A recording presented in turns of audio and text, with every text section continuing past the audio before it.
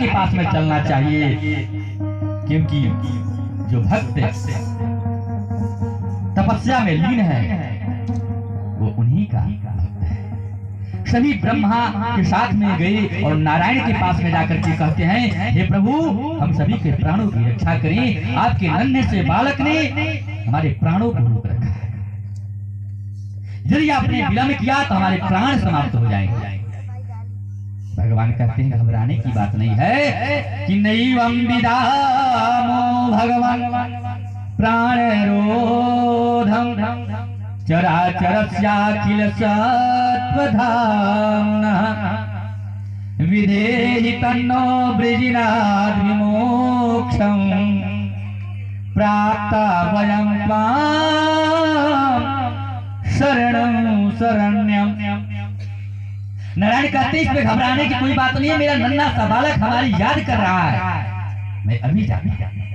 भागवत में वर्णन आया है कि महाराज नारायण उनको दर्शन देने के लिए नहीं जा रहे,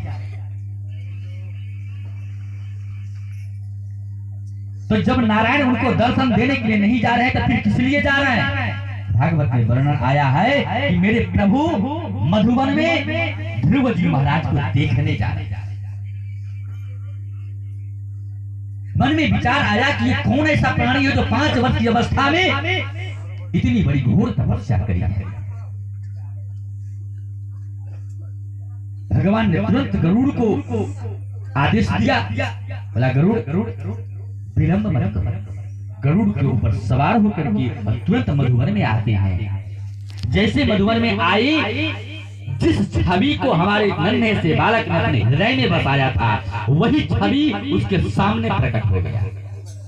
भगवान ने आते ही ध्रुव जी महाराज की समाधि टूट गई। अब भगवान ध्रुव जी को देख रहे हैं और ध्रुव भगवान को देख रहे हैं। 1 मिनट हुआ, 2 मिनट हुआ, 5 मिनट हुआ, आधे घंटे हो गए, एक दूसरे का मुखड़ा को देख रहे हैं। अब जैसे महाराज एक दूसरे को मुखड़े को देख रहे हैं तो भगवान हंस पड़े। जब भगवान हंस पड़े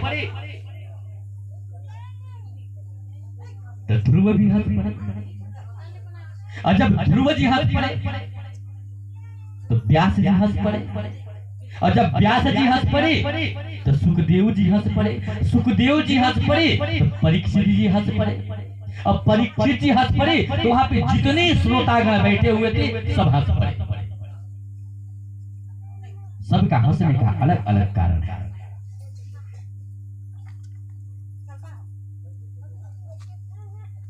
देखिए नारायण इसलिए हंसे, ध्यान दीजिएगा कि 5 वर्ष का नन्हा सा बालक क्या जाने जाती है, लेकिन इसने ऐसी तपस्या करी, ऐसी तपस्या करी कि मुझे आने पर विवश कर दिया। भगवान हंस पड़े, बोले कि देखो तो सही, जिसके सामने स्वयं परम पिता परमेश्वर आकर के विराजमान है, ये नन्हा सा बालक कुछ बोलता नहीं। ध्रुव जी इसलिए हंस पड़े कि भगवान को जब हंसते हुए देखे तो इनको भी हंसी आ गई। ये तो पढ़े लिखे थे। अब देखिए छोटे से बच्चे जो हैं उसके सामने जब कभी आप जाना तो आप जब हंसोगे तो बच्चा भी हंसेगा।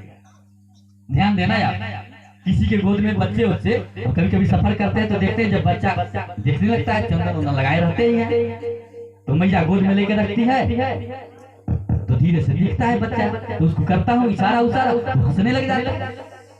तो महाराज इसने देखा कि भगवान हंस रहे हैं तो मैं भी हंस गया।